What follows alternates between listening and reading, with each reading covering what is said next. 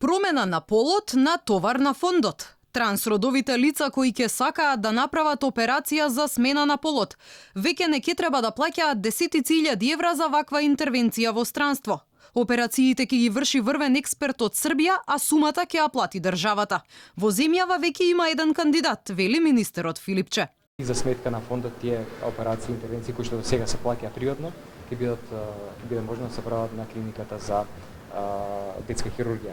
Се основа и ново оделение за андрогена и уролошка реконструктивна хирургија на оделението за урологија од страна на наш колега кој што се години на за се едуцира во ова област. Јас се надевам дека во следниот период и административните процедури кои ќе бидат завршени, тоа оделение официјално ќе почне да функционира, ќе биде достапно за сите пациенти, заинтересирани граѓани кои што имаат потреба од вакви услуги не само од нашата земја, туку и земјите од регионот, заради тоа што е навистина реткост да имаме таков експерт во нашата земја. Операциите за промена на полот чинат илјадници евра. Во Велика Британија, например, просечна цена на ваквите операции е 20.000 фунти или околу 23.000 евра.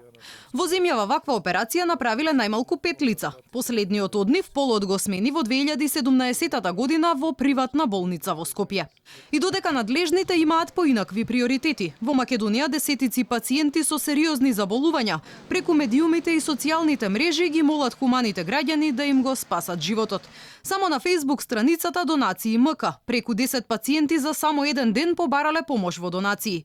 Меѓу нив малата Звезда, која е предвремено родено бебе и за својот живот се бори во инкубатор на приватна клиника, каде семејството ќе треба да плати 270.000 денари.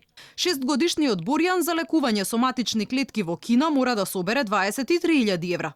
За лекување соматични клетки во Русија пак помош бара и Валентина Наунова од Свети Николе.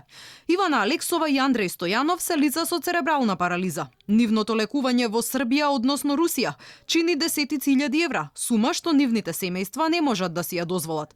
И тие преку социјалните мрежи молат за помош.